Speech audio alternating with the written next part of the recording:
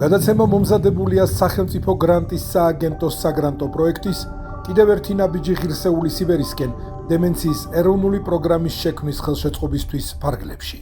გამოვიყვანოთ დემენცია ჩრდილიდან.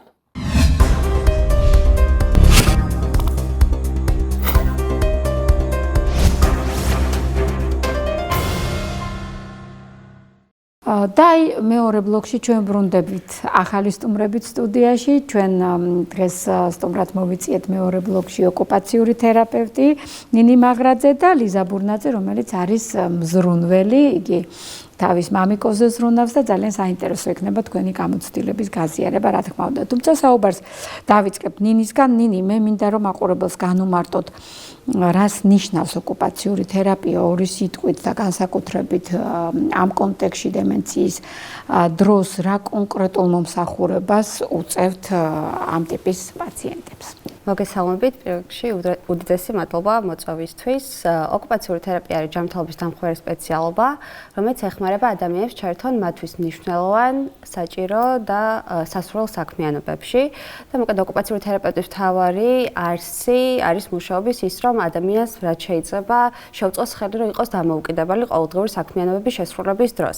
დემენციის შემთხვევაშიც განსაკუთრებით პოსტდიაგნოსტიკურ ნაწილში ვერთვებით ხოლმე, იქ ალტონინომაც ახსენა, რომ მულტიგუნდური მიდგომა არის, ასე ვთქვათ, ერთ-ერთი სწორი მიდგომა, როდესაც დემენციაზე ვსაუბრობთ და ოკუპაციური თერაპევტის მულტიგუნდის ერთ-ერთ, ასე ვთქვათ, ბურჯ წევრს წარმოადგენს, რადგანაც პროგრესირებადი არის მდგომარეობა და ზუსტად ოკუპაციური თერაპევტი არის ჩართული იმაში, რომ რაც შეიძლება დიდხანს შეინარჩუნოს დამოუკიდებლობა, რაც ეხმარება ზოგადად არა მხოლოდ დემენციის მქონე პირის ცხოვრების ხარისხის გაუმჯობესებას, არამედ მათი ოჯახის წევრების კეთილდღეობასაც.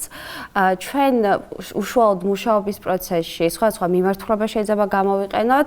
ერთი შეიძლება იყოს როგორც უშუალოდ ახალი, თქვათ, უნარების დასწავლა და განვითარება, ასევე კომპენსატორული სტრატეგიების შეთავაზება, დამხმარე საშუალებების შეთავაზება, გარემოს მორგება, რაც ასევე ერთ-ერთი უმნიშვნელოვანესი კომპონენტია, იმიტომ რომ განსაკუთრებით საშუალო და გვიან სტადიებზე უკვე მნიშვნელოვანია, რომ გარემო იყოს შესაბამისად მორგებული, ადაპტირებული, იმისათვის რომ უსაფრთხოება, ასე ვთქვათ, ერგოთერაპიული კომპონენტი კი ბატონო. და ოკუპაციური თერაპევტი აფასებს ადამიანის ყოველდღიურ საჭიროებებს და ეხმარება ზუსტად ამ კომპონენტებში, რომ რაც შეიძლება დიდხანს იყოს დამოუკიდებელი. ამ შეფასებისთვის კონკრეტული ინდიკატორების სისტემა გაქვთ ალბათ ხო, სუბიექტური რო არ იყოს, ეს არის სტანდარტიზებული. ძირითადად რაზე აქცევთ, რას აკეთებთ აქცენტებს, რას აქცევთ ყველაზე დიდ ყურადღებას, როცა აფასებთ საჭიროებებს?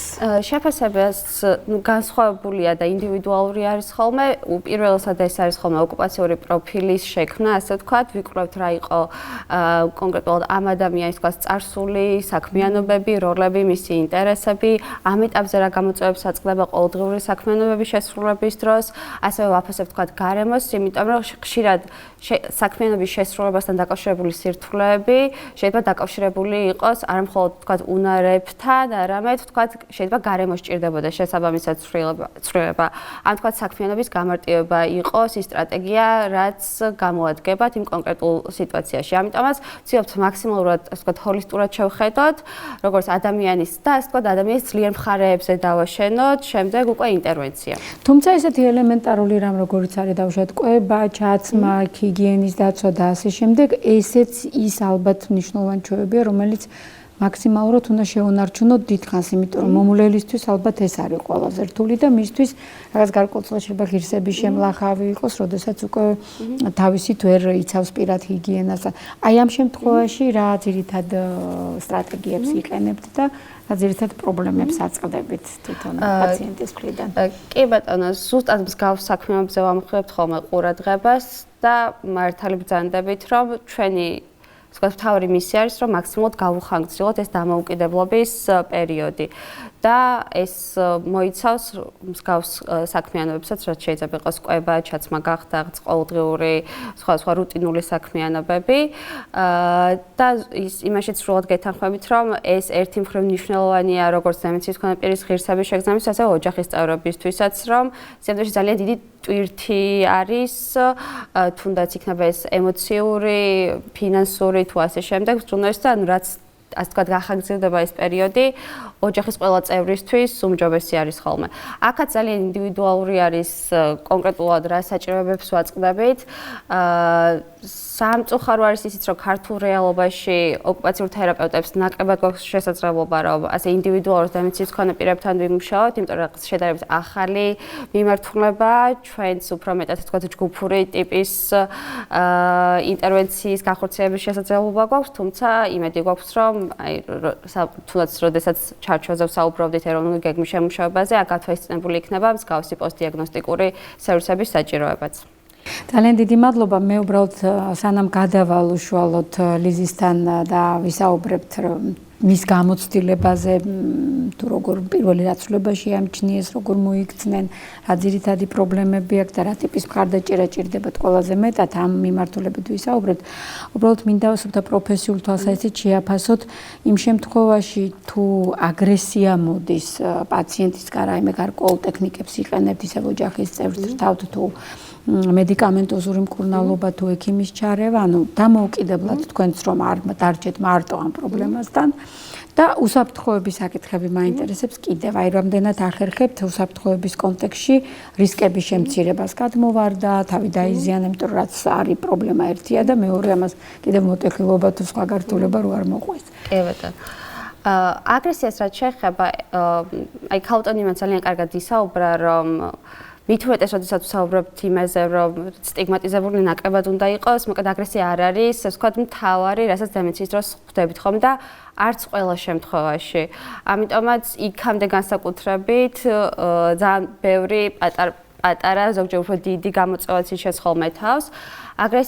თუმცა თუ თქვა არის ეგეთი შემთხვევები, პირველ რიგში ვცდილობთ ხოლმე რომ დავაკვირდეთ ეს მართლაც ანუ რაღაცის რეაქცია ყოველთვის, ანუ არ არის თვითმიზანი დემენციის მქონე პირის რომ ვიღაცის მიმართ აგრესიულად იყოს განწყობილი, ან ოჯახის წევრს არ ვიცი, ნერვები მოუშალოს და ასე შემდეგ. ამიტომ ჩვენს ყოველთვის ვაკვირდებით ხოლმე, რომ შეიძლება ძალიან პატარა ცვება იყოს, თუნდაც გარემოში, რამაც გააღიზიანა.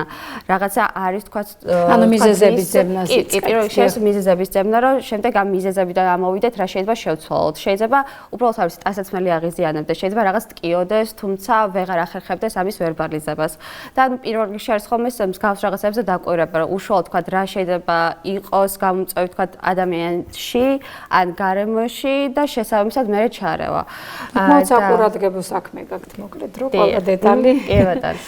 და უსაფრთხოებას რაც შეეხება, აქაც ჩვენი ამ რეალობაში მით უმეტეს ერთი მთავარი მიმართულებაც არის ხოლმე ზუსტად ოჯახის წევრების განათლება.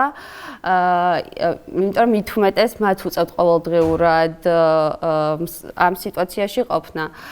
და უსაფრთხოების საკითხებზეც ვცდილობთ რომ მაგალითად გარემოს მივცეთ რეკომენდაცია იმასთან დაკავშირებით, როგორი უნდა იყოს გარემო. იმისათვის რომ თქვა თავიდან ავიცოთ თუნდაც დაცემის რისკი, შეიძლება იყოს ასე ერთი შეხვედრით მარტივი რეკომენდაციები, რომ მაგალითად არ იყოს გადატვირთული ის არეალი, სადაც უწევს ადამიანს მოძრაობა, განათება როგორი უნდა იყოს, კვადრატი მოწყობილობები შევარჩიოთ, დაუშვათ იქ დასაბანად თუ გასაყვანად. დამხმარე საშუალებების შეთავაზება, იქნება ეს დაბალ ტექნოლოგიურ თუ მაღალ ტექნოლოგიურ დამხმარე საშუალებების შეთავაზება, რაც ასევე ძალიან უმარტივებთ ხოლმე ყოველდღიურ თქვათ საქმიანობებში ჩართულობას და ხო მაქსიმალურად ვცდილობთ, მაგიტომაც არის ასე უმნიშვნელოვანესი ადრეული დიაგნოსტირება, რომ ადრეული დიაგნოსტირება გვაძლევს მაგის საშუალებას, რომ ჩვენ წინასწარ მოვემზადოთ და მათ შორის ოჯახის წევრს წინასწარ მოვემზადოთ, რა შეიძლება თქვა უკვე გვიან სტადიებზე გამოჩნდეს. და თუნდაც გარემო, მზაობა, ემოციური იყოს უკვე იმ დონეზე, რომ მსგავსი რაღაცაები ან დამატებითი გართვლებები თავიდან ავირიდოთ. გასაგებია, ძალიან დიდი მადლობა. მე ეს კითხვები იმიტომ დაგისვით, რომ საბოლოო ჯამში ეს არის გარკვეულ სოციალურ, ფინანსურ, ფიზიკურ პრობლემებთანაც დაკავშირებით, შეიძლება უბრალოდ ბინა ვერ შევიცვალო და ჩემ ბინაში შეუძლებელი იყოს ამ ყველაფრის ისე ადაპტირება, როგორც ეს სასურველი იქნებოდა. ამიტომ ეხლა კითხვებს თქვენ დაგისვამთ. მე მაინც მინდა რომ ძალიან მოკლედ გავიხსენოთ პირველი ცვლილება რა იყო, რაც თქვენ ოჯახმა შენიშნეთ, რამდენი ხანი დაჭირდა, ასე ვთქვათ, დიაგნოზის დადგენას და აი ყველაზე რთული რომელი იყო, რომელიც ცვლილება მამას ქცევის შეცვლის და რა ტიპის მხარდაჭერა იგრძენით თქვენ რომ ყველაზე მეტად გჭირდებათ როგორც მზრუნველს? როგორც მზრუნველს. პირველ რიგში მადლობა მოწვევისთვის და ამ ძალიან აქტუალური თემის ესე გაშუქებისთვის. და დაუბრუნდები თქვენს დასმულ კითხვებს, რომელიც ალბათ ყველასთვის ნიშანდობლივი იქნება. და აქვე აღნიშნავ, რომ ჩვენთვის ალბათ მნიშვნელოვანი იყო ის, რომ აი რაღაცნაირად ოჯახის წევრებმა, მე და დედამ, ანუ მამას მეუღლემ, დროულად შევნიშნეთ აი ეს თითქოს უმნიშვნელო ცვლილებები. და რა იყო ეს პირველი, რაც თვალშისაცემი იყო, რომ მამა ძალიან ხშირად იმეორებდა, ვთქვათ, ერთი და იგივე ფრაზის გამეორება დაიწყო. ეს შეიძლება ყოფილიყო კითხვა, ვთქვათ, სადღაც მივემგზავრებით. და როდის მივდივართ, რამდენი დღე დარჩა და აი ამ კითხვებს ვამდა, ესე იგი, ჩვეულზე უფრო ხშირად. ან რაღაც დროის ინტერვალში უფრო ხშირად. და ის იმდენად თვალშისაცემი იყო, რომ რაღაცნაირად გაღიზიანებს კიდეც ადამიანს, იმიტომ რომ იცი, რომ ძალიან კარგად იცის, როცა მივემგზავრებით, იცის რა დღეა და რატოს ვამს ესე ხშირად ამ კითხვებს. ხო. თავიდან იყო, აი, როგორც მზრუნველის ოჯახის წევრის მხრიდან იყო რაღაცა გაღიზიანება, რომ რა არის ეს რაღაცა. ან რაღაცა ერთი და იგივე ფრაზის, ვთქვათ, ან ამბის მოყოლა ხშირად დროის მცირე ინტერვალში, დღის განმავლობაში შეიძლება 5 ჯერ მოეყოლა რაღაცა, რომ ოიცი, იმან ვთქვათ, აი ფეხი მოიტეხა და იმას რა დაიმართა კაცო ფეხი მოეტეხა და ნუ ხო გითხარი ეს უკვე. ანუ პირველი რეაქცია ჩვენთვის ოჯახის წევრებისთვის ეს იყო ცოტა გაოცება და გაღიზიანება, რომ და ეს იყო თვალშისაცემი იმდენად რომ რაღაცა ვიტყოდი, ვთქვათ, ჩემ მეუღლესთან, რომ რა არის კაცო, რა დაიმართა ეს, რატო იქცევა ესე და იმას უკვირდა. ანუ ჩემი მეუღლისთვის, რომელიც უფრო ნაკლებად იცნობს მამა ჩემს, მაგრამ მე ხო ვიცი მამას ხასიათი. ეს ანუ თქვენთვის ეს სიმპტომი იყო? ჩემთვის ეს სიმპტომი იყო უცხო. სხვისთვის თითქოს ჩვეულამბად რჩებოდა. მერე დაიწყო, იცით როგორი აი თქვენც რო გითხრათ, ახლა შეიძლება გაგეცინოთ, რომ მამას უყვარდა სამსახურის მერე რო ბრუნდებოდა სახლში, გვირეკავდა რა წამოვიღო და ჩვენც ვაბარებდით რა უნდა წამოიღოს და მაგალითად ვეტყოდით 2 არაჯანი, 1 მაწონი. და ის მოიტანდა პირიქით. და ჩვენ ამაზე ნუ გქონდა გაკვირვება და ცოტა უბრაზდებოდით, რომ კარგი რატო და ჩემი ხო არ მაწყნარებდა რომ ხა რაღაცა პური ხო არ მოიტანა მაწნის ნაცვლად ხო არაჟანი და მაწონი შეიძლება რაღაც ელემენტარულად და ისაერია და ანუ მაგრამ ჩვენთვის ეს იყო ნიშანდობლივ, იმიტომ რომ ეს არ ახასიათებდა ამ ადამიანს.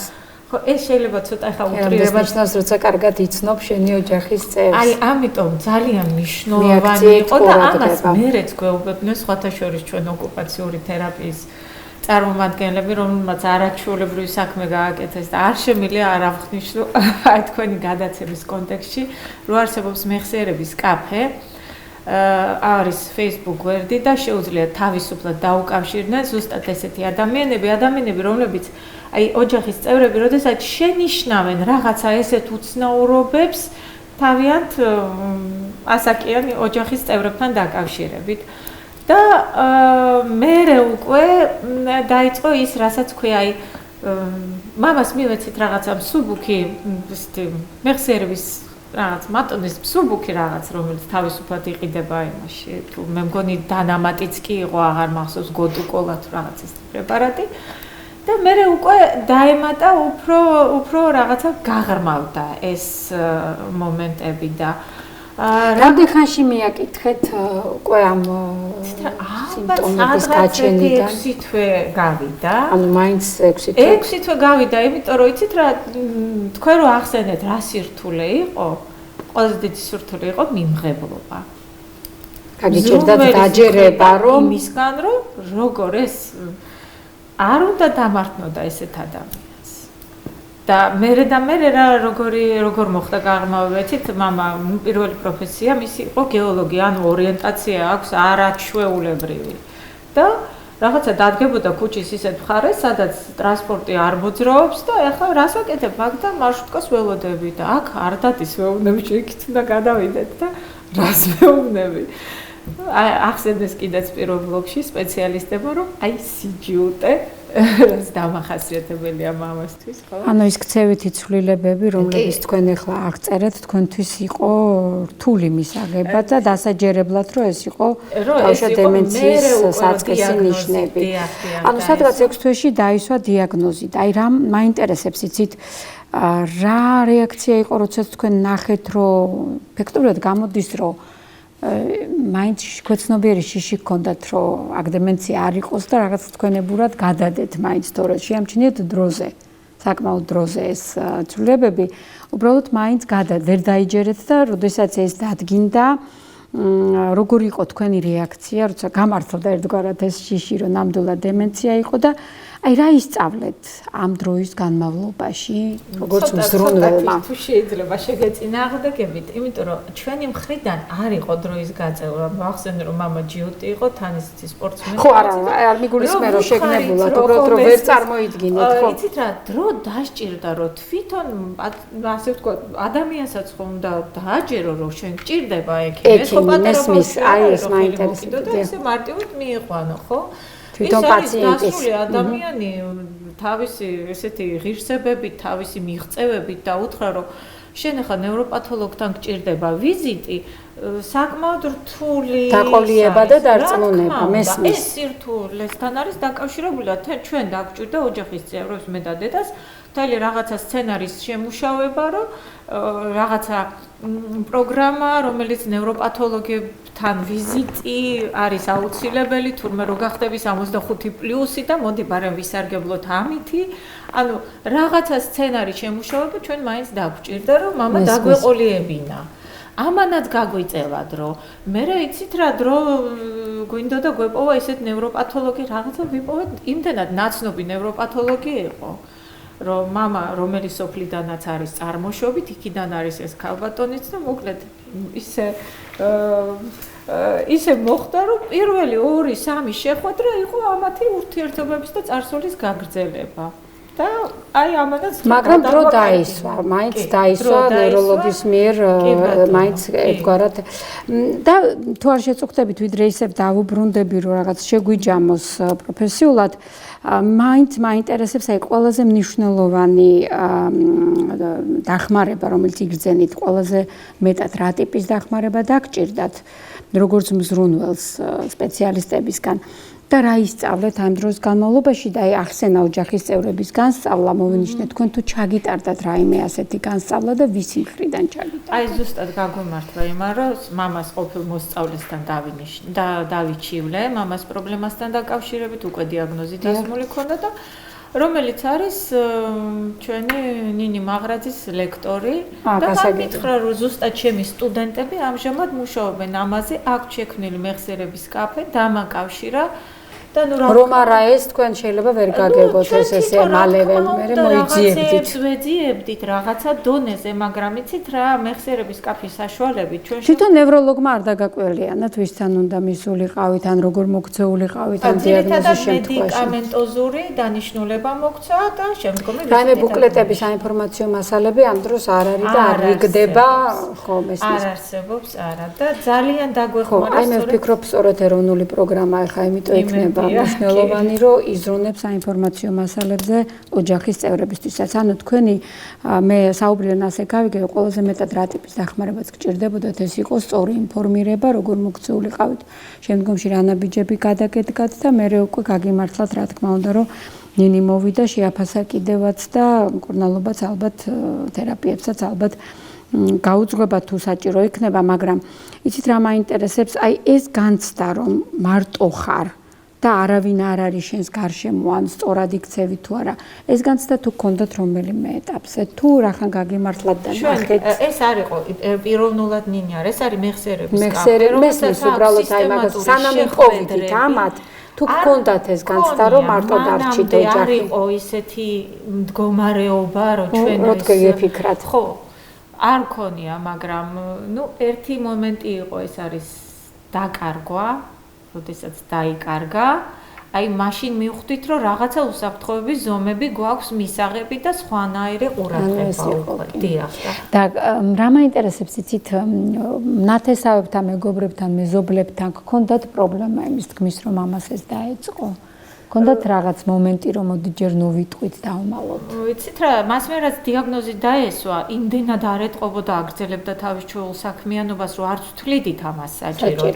მაგრამ როდესაც უკვე ამან იმოქმედა მისი ყოველდღიურობაზე, მის პროფესიონალურ საქმიანობაზე, მაშინ უკვე რაღაცნაირად დავიწყეთ კი ამაზე საუბარი. თუმცა მე თვითონ ვფიქრობ, რომ აი ყველასთან ამის თქმა რომ მოიკითხავე თქვათ მამას, ამის თქმას ვთვლი რომ არ არის საჭირო. რატომღაც ესეთი ხო, ნუ შეიძლება სტიგმის გამო შეიძლება უბრალოდ თვით რომ ეს კონფიდენტური თემაა და არ არის საჭირო ყველა მიცოდეს მესმის. თუმცა ძალიან ხშირია ჩვენთან, როდესაც ამას მალავენ, ცდილობენ არ გაუშვან გარეთ, რომ სხვებმა არ შეამჩნიონ და არ გაიგონ და ასე შემდეგ. და ვინაიდან ჩვენი გადაცემა უკვე დასასრულს უახლოვდება, მე მინდა ორი სიტყვით შეგვიჯამოთ, თუ შეიძლება რა პრაქტიკულ რჩევებს მისცემდით აი ესეთ ოჯახებს ნინი და მე მაინტერესებს რას ნიშნავს კარგი ზრუნვა თქვენი გაგებით და რას ნიშნავს ფაქტობრივად დემენციის გამოყვანა ჩრდილიდან. ამაზე მინდა რომ ორივე გამცეთ პასუხი. მოკლე პრაქტიკული რჩევები თუ შეიძლება და კარგი ზრუნვა რა ფრაზაა ეს? კი ბატონო. პირველ რიგში ალბათ რასაც ვურჩევდი ოჯახებს ისევ დასაწყისში დავბრუნეთ რომ არ გადადონ სპეციალისტთან კონსულტაცია. დიახ. თუმცა უმნიშვნელოვანესია რომ სამწუხაროდ ჯერჯერობით მეც ეგრე ხდება, იმიტომ რომ იმედი მაქვს რომ შეიცვლება ეგ ფონი, რომ გაცდება კონსულტაციას და ის დამატებითი მხარდაჭერა რაც სჭირდება ოჯახის წევრს და უშუალოდ დემენციის მქონე პირს იქნება ხელმისაწვდომი ძალიან მალე უკვე საქართველოშიც. თუმცა მაინც არსებობს თუნდაც არ ვიცი ინტერნეტში რაღაც რესურსები, მეხსიერების კაფეს სახით და პატარ-პატარა ინიციატივები, რომლებიც გზას გაუკვალავს, ასე ვთქვათ, მსრუნველებს იმისაკენ, რომ იცოდნენ, ვთქვათ, როდესაც მარტო დარჩებიან სახლში რაღაც ამ სიტუაციაში, როგორ მოიქცნენ სხვადასხვა გამოწვევას, როგორ გაუმკლავდნენ. უმნიშვნელოვანესია პროფესიულად ალბათ ყველაზე მეტად ხას რასაც გავუსვამდი არის ის, რომ ძალიან მნიშვნელოვანია სწორი მხარდაჭერის, ასე ვთქვათ, დოზა ავარჩიოთ, რომ მაქსიმალურად უნდა ვეცადოთ, რომ სადამდე შეიძლება გავუმარტივოთ საქმიანობები, რათა დამოუკიდებლობის ხარისხი რაც შეიძლება დიდხანს იყოს საკმაოდ მაღალი. და თუ თქვა დავეხმაროთ კეთებაში და არა მათ ნაცვლად ვაკეთოთ. არც მათ ნაცვლად ვაკეთოთ, ანუ ეს ჩვენი მხარდაჭერა არც უნდა იყოს გადამეტებული და არც უნდა იყოს იმაზე ნაკლები, ვიდრე საჭირო არის და ამის პოვნასაც რაღაც სჭირდება, რაღაც გარკვეული გამოცდილება, თუმცა მნიშვნელოვანია, რომ მაქსიმალურად წავახალისოთ, რომ თავისი გააგრძელონ ცხოვრება, სოციალური კავშირები შეინარჩუნონ, რაც ვიცი ასე რომ საკმაოდ რთული არის, იმიტომ რომ გარემო არ არის საკმარისად დემენცია მეგობრული ჯერჯერობით ამისთვის, თუმცა ხო უნიშნელოვანესია რომ კვლავ ასე ვთქვათ ღირსეულ წევრებად იქნონ ამ ადამიანებმა თავი და ჩვენც მოპყრობის დროს უნდა ვიცოდეთ ის რაღაც პატარ-პატარა რჩევები, რაც უნდა გავიცვალოთ, არის რომ მაგალითად როგორ ვესაუბრებით, რომ მაქსიმალურად პატივისცემით. უნდა ვეცადოთ, რომ მაგალითად თუ ვატყობთ, რომ რაღაცაები შეიძლება ამაღელვებელი არის, მაგალითად უფრო მარტივად გადავცეთ, მარტივი წინადადებები გამოვიყენოთ, თავისუფლად თვალით კონტაქტი, რაღაცნაირად ტემპი როგორი გვექნება საუბრის, არ მივაყაროთ ერთი ბევრი კითხვა რაღაც ერთდროულად, რომელიც შეგიძლიათ ასწავლოთ ოჯახის წევრებს. კი, უმნიშვნელოვანესია, რომ თუნდაც კომუნიკაცია არის ხოლმე ერთ-ერთი მთავარი გამოწვევა, ძალიან ბევრი რაღაც, თუნდაც ქცევებზე, როდესაც ვცხოვრობთ, გამომწვევ ქცევებზე, სწორად კომუნიკაციის შეუცვლებლობიდან მოდის ხოლმე და ამიტომაც მნიშვნელოვანია, რომ ეგ პატარ-პატარა რაღაც გავითვალისწინოთ კომუნიკაციის დროს და რაღაც ყოფა ცხოვრების დროსაც. და ქაუტელიზით დაამატებს თქვენი. ხო, მე მაინტერესებს რას ნიშნავს კარგი ზრუნვა თქვენთვის. როგორ მოიაზრებთ ამას? პირველ რიგში ჩემი აზრით, აი და ალბათ დამეთანხმებიან ყველა სპეციალისტი დამეთანხმება, ეს არის რომ უნდა ვიზრუნოთ, რომ ამ ადამიანმა შეინარჩუნოს თავმოყარეობა. ანუ ჩვენი მხრიდან იყოს ესეთი ქცევა, თუნდაც აი ეს დახმარების გაწევა, ვთქვათ, ვერ იწმევს რაღაცას და კი არ იყოს მოდი დაგეხმარო. აი რაღაცა ესეთი მომენტის დაჭერა, რომ დიახ. პირველ რიგში ეს და სულ ვიზრუნოთ, რომ ეს ადამიანი იყოს კარგ ხასიათზე, არ მივიყვანოთ იქამდე, რომ გაღიზიანდეს. იმიტომ როგორც აღნიშნეს, ეს აგრესიაც ხშირად მოდის იქამდე, იქიდან, რომ რაღაცა აწუხებს და ვერ გამოხატავს. ანუ უნდა ავყვეთ იმ სამყაროში, იმ ქცევაში, იმ მასში, რომელშიც სიტყვებში, რომელსაც ომოთ სპექტაკლი. ხო, მაგრამ ფაქტია, რომ რაღაცა უნარჩვევები გვჭირდება, როგორც გალბატონმა ნინო მახსენა, რომ კი უი აი ვიპოვე ის ფული და ასე შემდეგ, ხო. ანუ გარკვეული თამაში საჭიროა. ხმარება ძალიან. ой რა კარგი რამ თქვით. იუმორი, იმიტომ რომ ხშირად ამ თემის დასასრულს. ანუ თქვა ეძახის ხოლმე მე თქვა და ჩემის ახლოს დამიძახებს რა შევწევდი. კაი, ახლა მე მეუბნები ეთერი ვარ და კაი მე შაყიროთ მეუბნება. ой რა კარგი ეს იგი თვითონ მაშინვე ხვდება რომ შეეშალა. კი, იმიტომ რომ თვითონაც ხვდებიან ეს ადამიანები, რომ რაღაც ისე არ არის. და ისინიც მიმართავენ პატარა ეშმაკოვებს და ამიტომ ჩვენი მხრიდან უნდა გავახალისოთ ეს ურთიერთობა. ძალიან ხშირი. ძალიან დიდი მადლობა ლიზი, იმიტომ რომ თქვენ ახლა ძალიან დადებით და ნათელ ნოტაზე დასრულების საშუალება მომეცით. მეც ასე ვფიქრობ, რომ მიუხედავად იმისა, რომ დიაგნოზი ძალიან მძიმეა და პრობლემები ძალიან სერიოზულია, რომელიც თვითონ ამ პიროვნებას, მისი ოჯახის წევრებს შეიძლება არა მარტო ფინანსურ, მაგრამ ძალიან დიდ ემოციურ და ფსიქოლოგიურ, ფსიქოსოციალურ ტვირთად დააწვეს.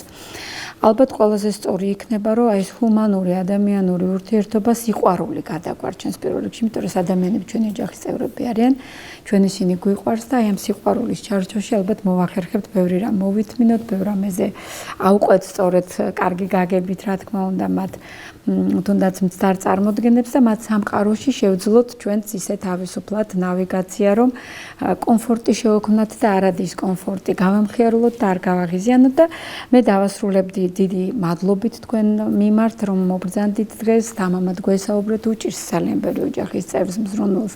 ასე ღიად ისაუბროს, ამით მე მგონი თქვენ ძალიან ბევრ მზრუნველს დაეხმარეთ დღეს, რომ გამოვიდნენ ნამდვილად ჭრდილიდან, დემეციაც გამოვიყვანოთ ჭრდილიდან და თუ ჩვენ შევძლებთ ამ დაავადებასთან გარკვეულწილად ბრძოლას და გამკლავებას, მხოლოდ ღია საუბრებით, სტიგმის დაძლევით, მე ასე ვფიქრობ და ისეთი გარემო შექმნით, სადაც ადამიანი თავის ღირსებას ინარჩუნებს, თავს გრძნობს ისევ იმ პიროვნებად, ძვირფას საყვარელ პიროვნებად, რომელიც იყოს, ხოლო ოჯახი გრძნობს საზოგადოების თემის, სახელმწიფოს მხარდაჭერას და ხვდება, რომ ის მარტო არ არის ამ ძალიან უცნაურ, ძალიან რთულ პრობლემასთან პირისპირ. ასე რომ, ჩემო ძვირფასო მაყურებლებო, გისურვებთ, რა თქმა უნდა, თქვენი ჯანმრთელობის რაც შეიძლება დიდხანს შენარჩუნებას, იმ რისკებზე ყურადღების გამახვილებას, რომელმაც შეიძლება გამოიწვიოს შემდგომში ჩვენი კოგნიტური ცვლილებები, სხვადასხვა დაავადებების გამოწვევა, საკუთარ თავზე ზრუნვას და ჯანმრთელობას ძალიან დიდი ხნის განმავლობაში. კარგად ბრძანდებოდეთ, მომავალ შეხვედრამდე.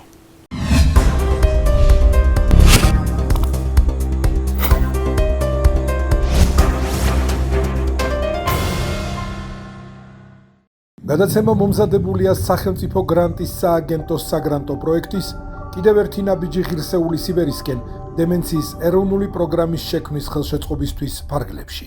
გამოვიყვანოთ დემენცია ჭრდილიდან.